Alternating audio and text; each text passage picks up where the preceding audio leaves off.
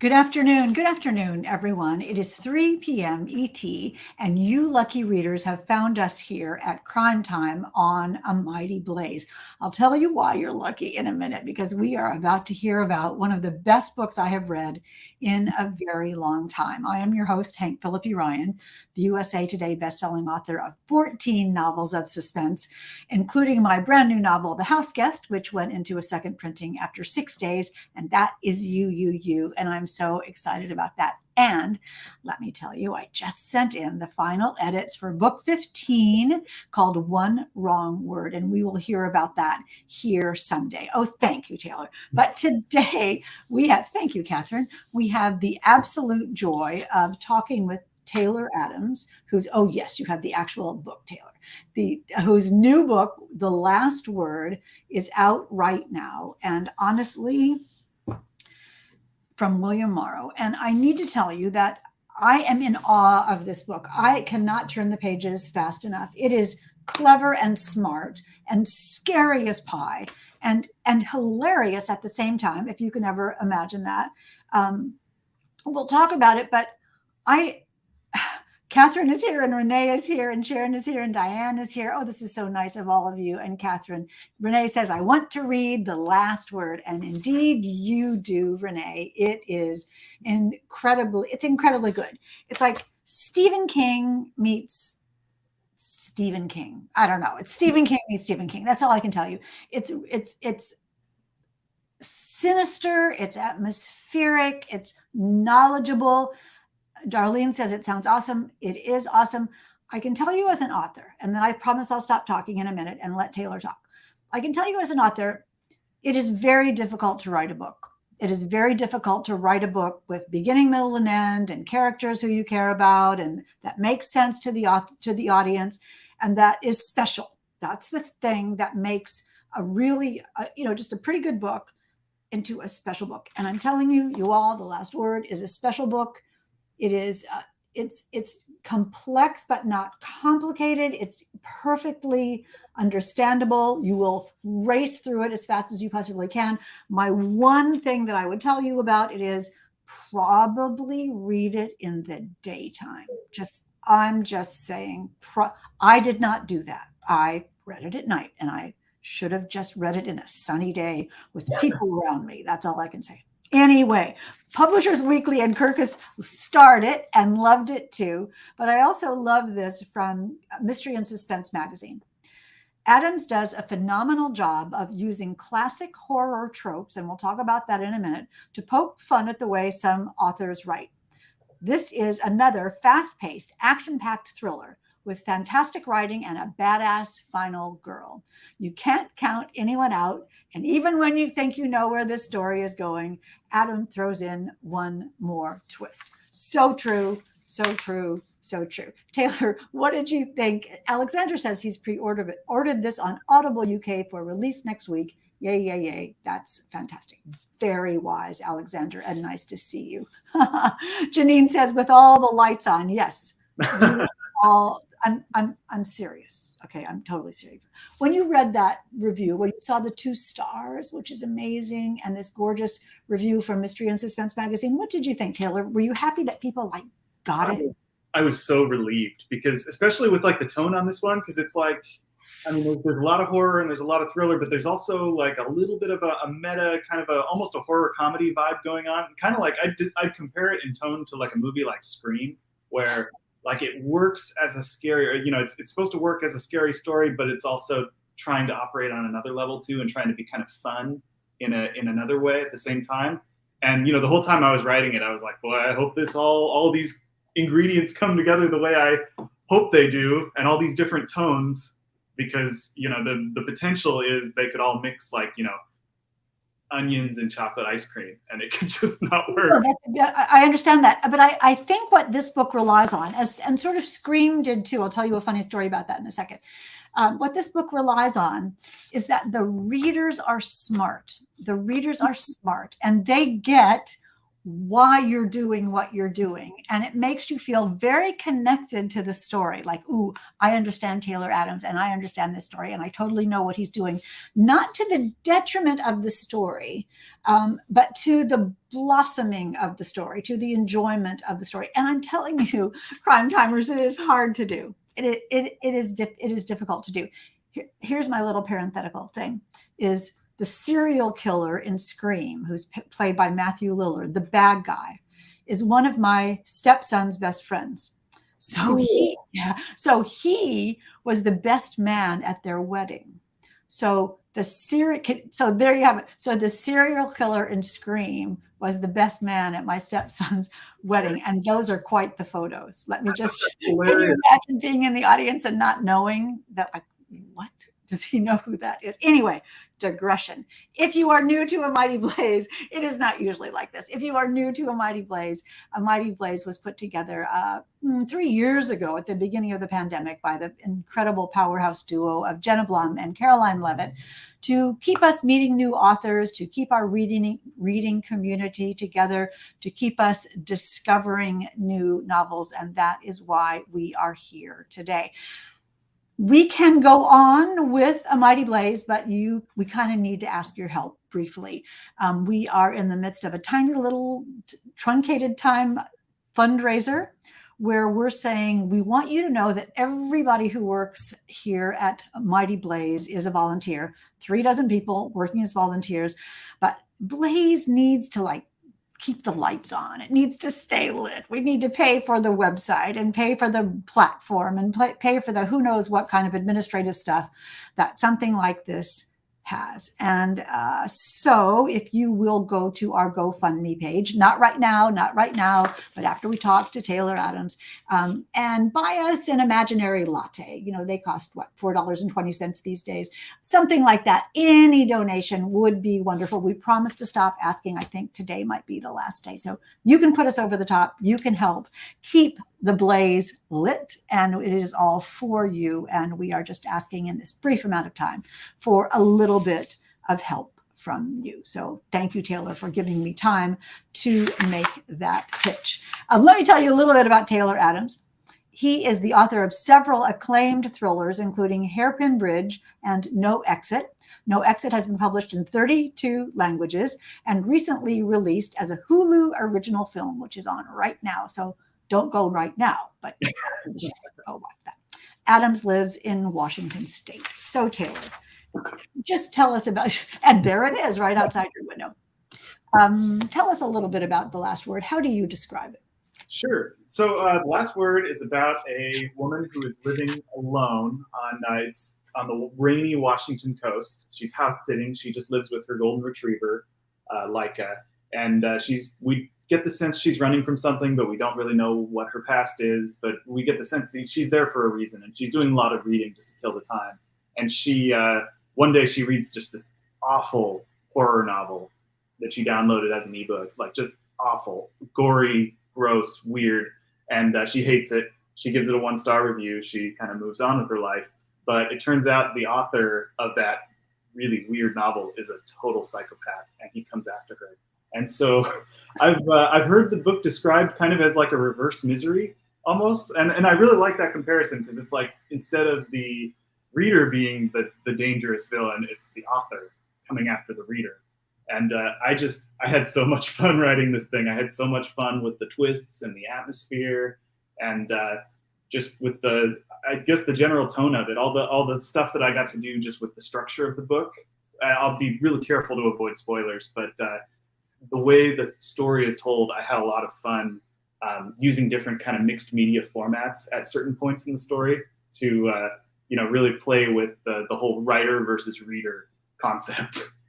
Well, that, it works so beautifully. And I can't even begin to imagine how difficult it must have been to juggle all those puzzle pieces. And we'll talk about them a little bit. We'll talk about them very, very carefully as we keep talking. I'll let you take the lead about it. But Emma, the point of view character, is one of the point of view characters, one of the main characters, has, as you said, has read this book, downloaded a book, and it's dreadful. It's not only it's not only gruesome and horrible and meaningless, but full of just ridiculous things. And she just can't stand it. But you feel as she's reading it, how when when you read a bad book and you think, are you kidding me? This, how could anybody write this?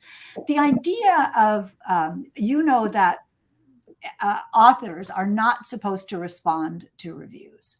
And yet this author does it, which is sort of the first breach of the connection between reader and writer. Talk a little bit about that as the precipice. Here's something that it's instantly clear that this guy is strange because this is something that you don't do. Yeah, it's like it must just be an unspoken rule, because I think everybody kind of recognizes that like an author should never ever comment on a review. And I mean, that's always my belief. That's why I don't even go to Goodreads or Amazon. I just like, I'm happy you're not seeing it. But yeah, I mean, negative reviews as an author, I understand how much they can bother you. And that was just such a fascinating kind of starting point for a villain's motivation. And, it was both, it's creepy because it's kind of plausible in today's day and age that, you never know who you're reviewing, and you might just be poking somebody who is really dangerous and comes after you. Like, that's one of the really scary things about the internet. But on the other hand, it's also kind of hilarious. And I think that was why really early on when I was outlining this, I was like, okay, this is going to need to be a little more comedic than anything I've tried before, because of the kind of the absurdity of being murdered over a book review. Although I know that some of us who have read bad reviews do feel murderous from time to time, but it is such a brilliant way of letting us into this author's mind, because it just hit the breaking point, Emma thinks, and maybe that is just the only time this has happened, and we won't go any farther than that. But when you say something nasty about an author, when a reviewer says something nasty about an author, and we all know that what you want to do is just find that person and tell them they're wrong. And he just goes too far. But it's understandable. And I think that's brilliant on your part as well, that even though he's just a psychopath, we kind of understand it.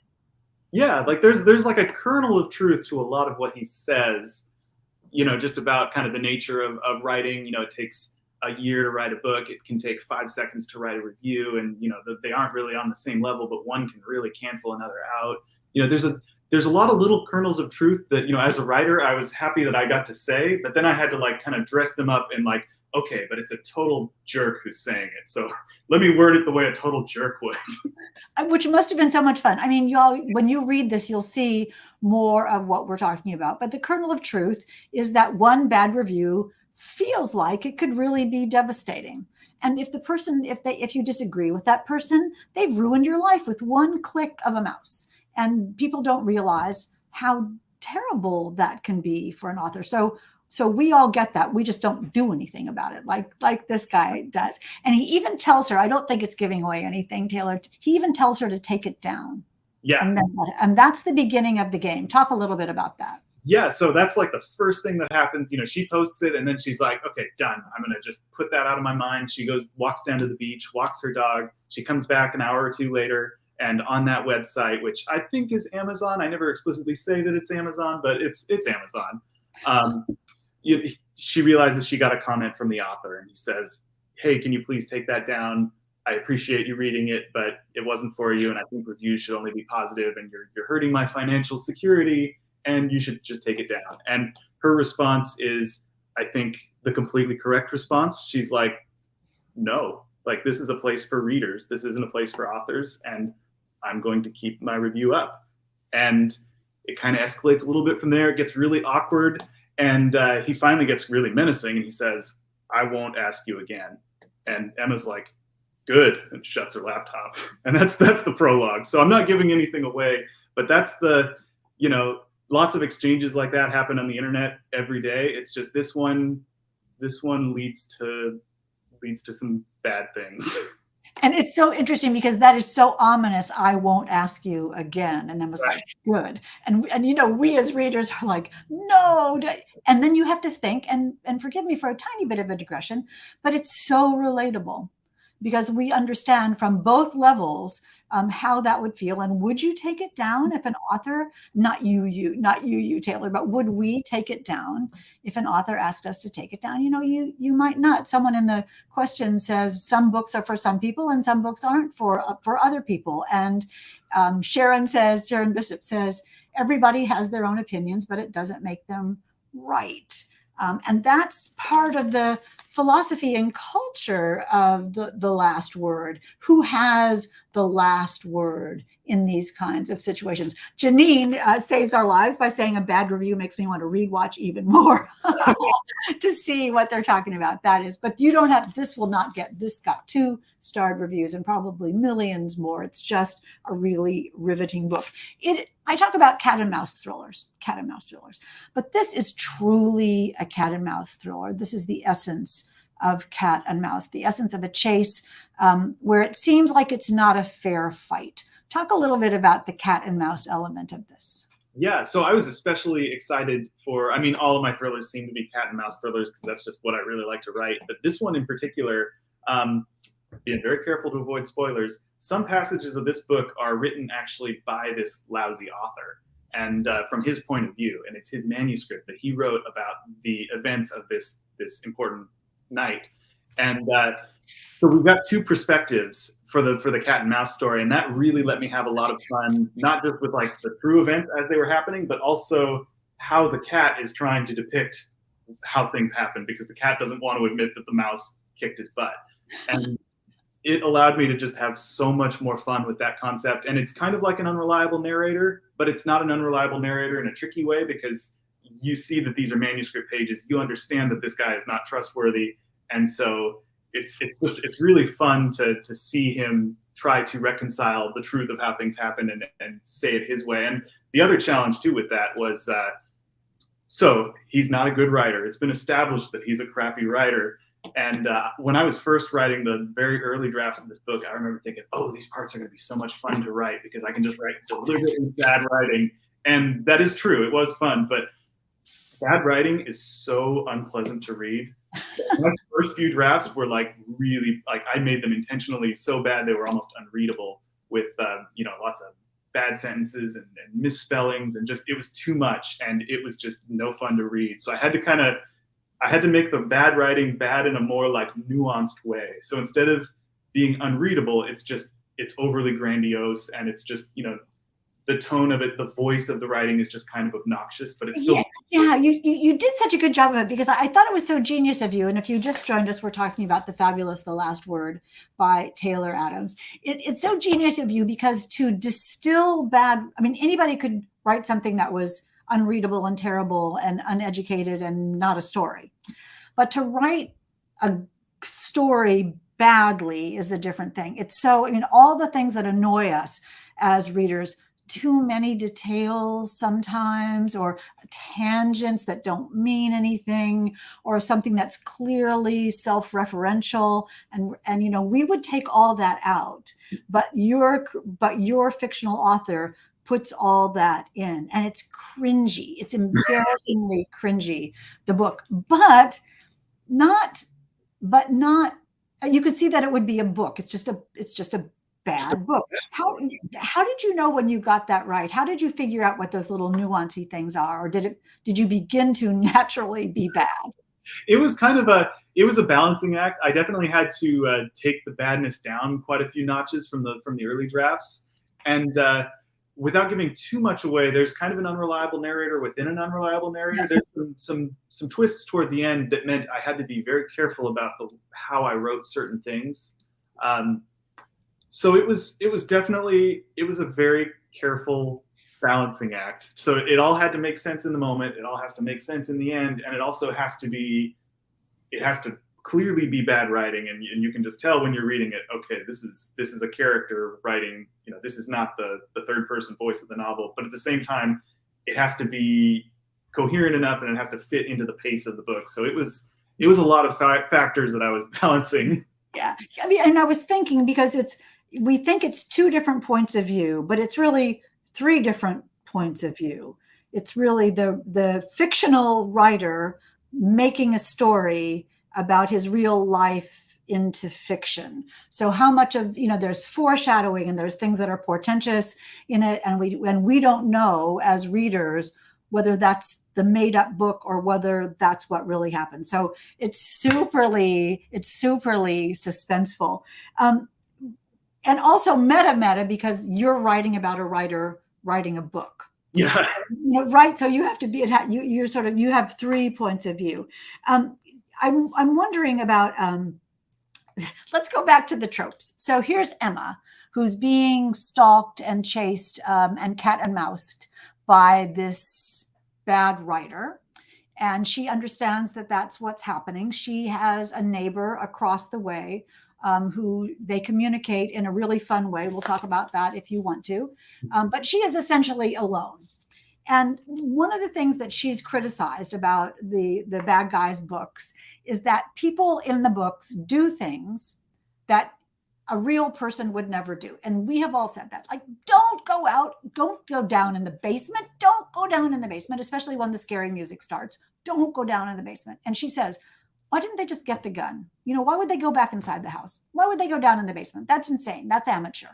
And he says, you don't know what someone would do. Talk a little bit about that, using those horror movie and scary situations that we all sneer at in the book, if you can. Yeah. It's such a tricky balance writing this kind of thriller, because on one hand, you want your characters to make really good decisions because readers expect really good decisions from their characters. On the other hand, it's also really realistic to make mistakes. And I love when a protagonist makes an honest mistake, the kind of mistake that I would make. And I've written in the past books, I've had characters make some pretty key mistakes that I think are understandable from my point of view, but other readers have felt differently. And so going into this one, that kind of debate between here's how people can really act under pressure and here's how readers expect characters to act, like that kind of debate is something that this crappy writer and Emma, they go head to head on. And for this book, it was a real challenge because I went into it really early on thinking, okay, I cannot let Emma make any mistakes. It doesn't matter how plausible those mistakes are. Like, she's got to be 100% on the ball, because her thesis that she's trying to prove to this writer is that it is possible to not be a dumbass in a horror movie, and she's essentially trapped in a crappy horror movie. And you can interpret that as meta as you'd like, but that was kind of the challenge. And I have a lot of fun with those kinds of tropes. I think tropes are maybe cliches, whatever you want to call them. I think they're considered tropes because they work. They work in writing, and they have worked enough times that readers have become familiar with them. So the isolated house, the killer isn't dead. That's a trope that I have a lot of fun with in this book without giving anything away. But I wanted to both kind of indulge in those fun things that make this genre really fun, and indulge in them in hopefully a smart, fresh way that doesn't just feel lazy. But at the same time, I also wanted to kind of, take them apart and try different things. This book, again, we're talking about The Last Word by Taylor Adams.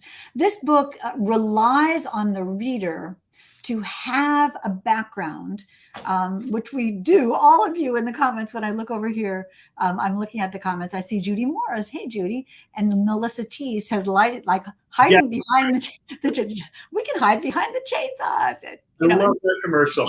I do too. That's perfect, Judy.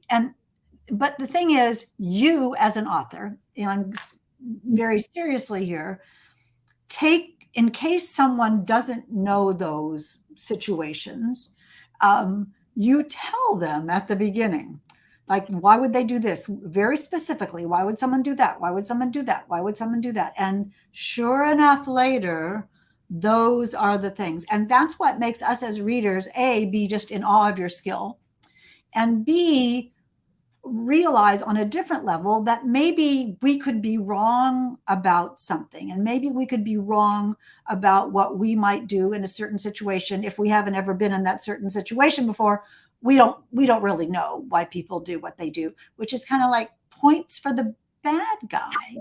You know what I mean? Yeah.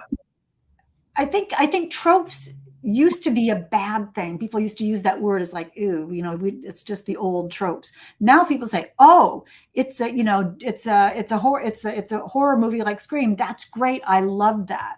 And a trope maybe is more like a type now, or a genre now, or um, a situation that we are, this is best, a situation that we're familiar with and that we embrace. I love closed mansion mysteries. It's not a cliche, it's a situation. And we were putting up a minute ago The Last Word by Taylor Adams, and I have forgotten to tell you. You all have to remind me. We're giving away, I'm keeping this one. Taylor is giving away a copy of The Last Word, and his publisher, William Morrow, the lucky publisher, William Morrow, is giving away The Last Word by Taylor Adams. So put in a question or a comment for Taylor, and you will be entered to win a copy of The Last Word. And I see the questions coming in so gorgeously. Now, one of the quotes that you have, Catherine says, I really want to read this. It sounds excellent. Yes, it is excellent. The Last Word, it is excellent. Just as I'm saying, lights on, daytime, and it's a little bit funny. One of the things you say in the novel, you have the bad guy say, the author is God. The author is God. What does that mean? Because it's about power. Talk a little bit about that. Yeah, that kind of cuts to the core of the whole cat and mouse scenario, because in that way, even just in the different voices that we flash between the manuscript and real life, our protagonist really is caught in a situation that the author, that the mouse or the cat engineered for her and built around her. And just like you outline a novel, like there are things that are beyond her control, like there is no way to get help, there is no cell signal, all these things that she dismissed as like that's dumb, in her book review of his really dumb book. Like now these have all come to life. And I guess the other side of that too is I liked the sound of that just as a catchphrase, because like that's the kind of thing that he would say. Like that's the kind of thing that kind of character would say. But yes, as an author, it's kind of the responsibility, because as an author, you control everything in this story, and it's on you to make everything make sense. And it's okay for things to be, I think, a little kind of hyper real and a little out there, but all the internal logic has to add up. Yes. And I have a lot of fun with this one. I go a little further out, a little more over the top than I have in my prior thrillers, but my hope is that all of the internal logic still kind of knits together and adds up, and that it all still that it feels plausible within the constraints of the story, even though it gets crazy toward the end. I'll just say that. It is completely believable. The story is completely believable, even though, it's out there. Well, at every turn I think, well, yeah, that could happen, or they could do that, or yeah, I see that as I'm turning the pages as fast as I possibly can.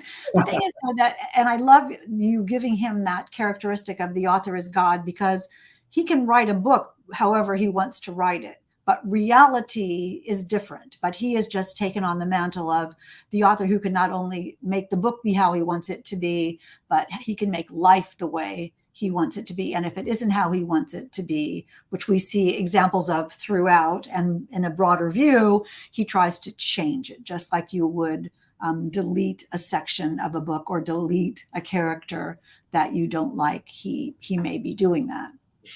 Yeah, exactly. I think that's a great way to put it. Talk a little bit about Emma, though. Emma and her relationship with her dog. It seems to the readers that that's all she has. And that her only reason for living is her dog. Yeah, I made kind of a conscious effort with Emma, instead of really letting readers get to know her immediately and where she's coming from and what she's got behind her and what she's hopefully got in front of her. I held a lot of that back until the very end. And there were a couple of reasons for that. A lot of it was I wanted readers to kind of see themselves as Emma, or kind of see Emma as a proxy for themselves, because so much of the story is about a reader facing an author and facing, the kinds of tropes that they might dismiss if it was in a crappy book. Yes.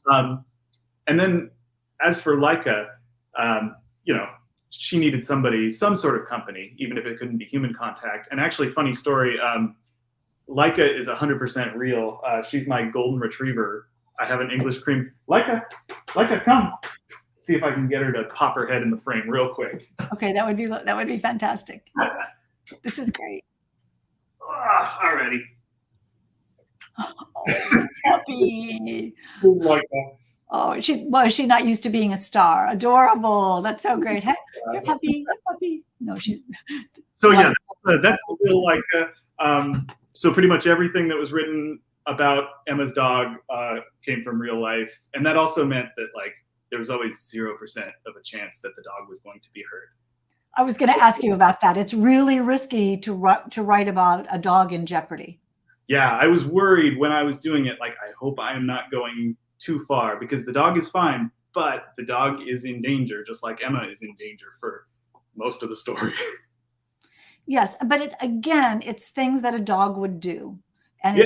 it's communication with her with the dog's mom that the dog would do. So it's very, very realistic. We're getting down to the time of our Q&A. I have one more question for you. Yeah. When you figured this out, when you realized the really gorgeous shape of this novel and how it's original and unique and fun and absolutely a page turner, what did you think when you sent in the last edit of the last version and thought, did you think this could work? I'm always so nervous about anything that, like, especially even when a book launches, then I'm at like maximum nervousness. I was excited about this one though because there were things about it that, even though there were lots of problems throughout the writing of it, there were lots and lots of problems that I was constantly solving. And I felt like every problem that I solved created another problem that I would solve down the line. So I was mostly focused on that, but there were things that I really loved about this book that I was very happy with that had me really excited for people to read it. Even my hope was just that through the whole thing, like, I hope I can bring the whole book up to the level of quality of a few of the parts of it that I'm really, really in love with how they turned out. So it was like a mix of like excitement and then also like stage fright. Yeah, and it's wonderful. I'd love to hear off camera what you think those points were, because there were some times when I just thought, oh, this is fantastic. This is perfect. Or, a twist that you put. And again, I'm so sorry, you all, for being vague about the last word, but we want you to read it, and we want you to have the enjoyment of finding out what Taylor Adams is talking about in this really tour de force of storytelling, wise and smart and funny and clever, and immersive and propulsive in every way. I loved it, as you can tell. Let's take some questions, Taylor. Do you have time to do that? Or maybe we'll have some questions for the pup as well. Who has a question for Taylor? Let me look through this. I know we've had lots of them. And I'm going to go through while Allie is going through and looking for questions. Thank you. And then I have one from Sherry Steuben about why she doesn't write bad reviews. What was the initial spark that began the writing process? Catherine, that's a great question. We all want to know, did you get a terrible review and feel like you wanted to revenge? So many terrible reviews. So that's always kind of on my mind as a writer is, I'm happier just not reading them. But, certainly that's something that I'm aware of as a writer. And I'd known for a little while, for at least the last few books, I'd always wanted to write a home invasion thriller because I think that was fundamentally scary. And I'd been struggling. I could never get one started because I just couldn't find the right premise. And then this kind of was the right premise for that. So I don't know exactly where I was when I got the idea of, an evil author coming after a bad book reviewer, but it fit into everything that I wanted to do in a home invasion thriller. And so that's so interesting that you didn't start with the review. You started with this somewhat a stranger breaking into or coming into or somehow invading a private territory. Yeah, I mean, maybe that's the kind of story that I had wanted to write, but it's not like I had anything formed yet. The book review was kind of the germ that started, the seed that started the whole thing. And I think actually, if I remember right, I wrote the prologue for this book, the first 5 pages. I wrote that before I even knew what the story was.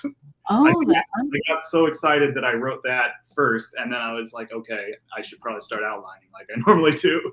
So you do outline? Oh, yes, a lot.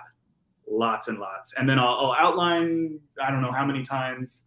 I'll write a draft. I'll usually go back to outlines, and then I'll kind of break up each draft with another outline in between, because outlines are a great way for me to kind of arrange my thoughts.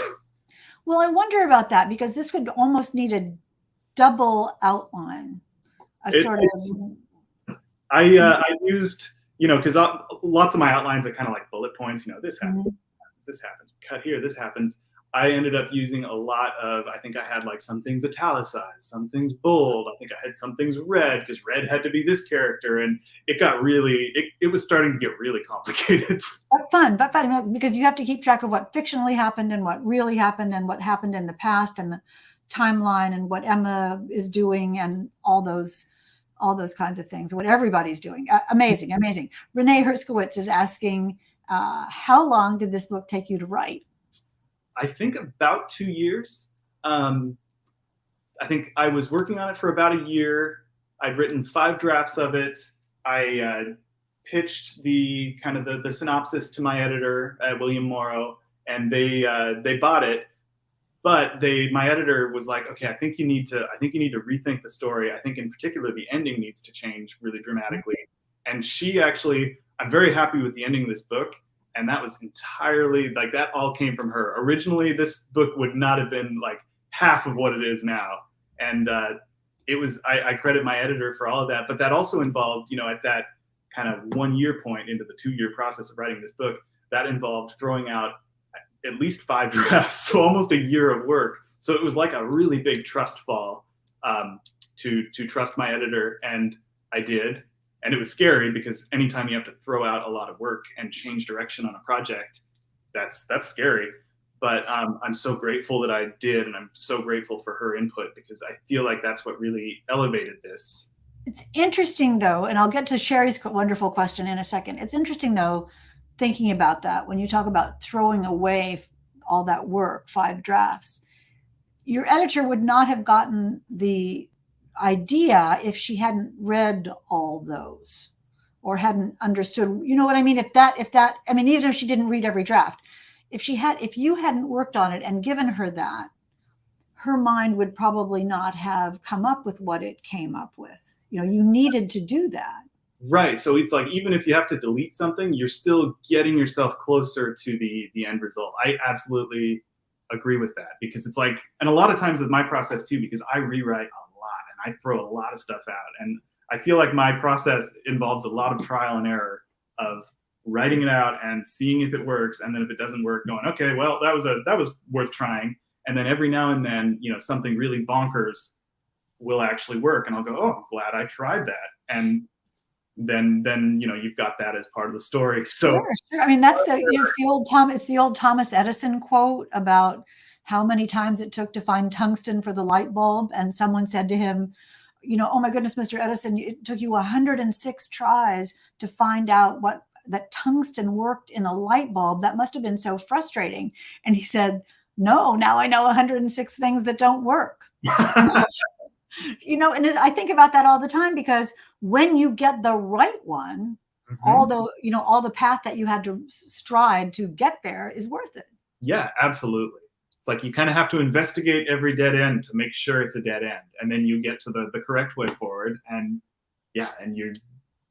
and the universe says yes. And the universe is saying yes to the perfectly titled The Last Word.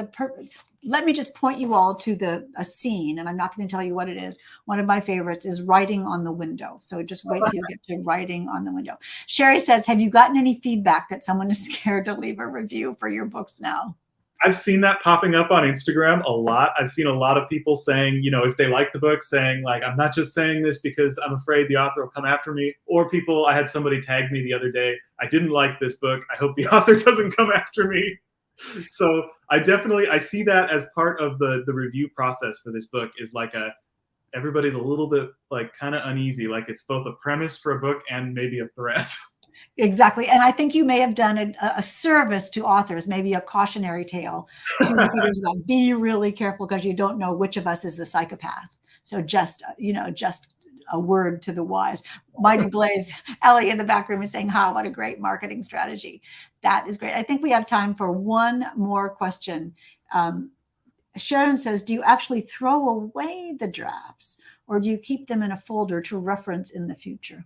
Oh, yeah, I definitely, I mean, I'm all digital because I don't even have a printer that works. So it's all in folders or in my Gmail and drafts.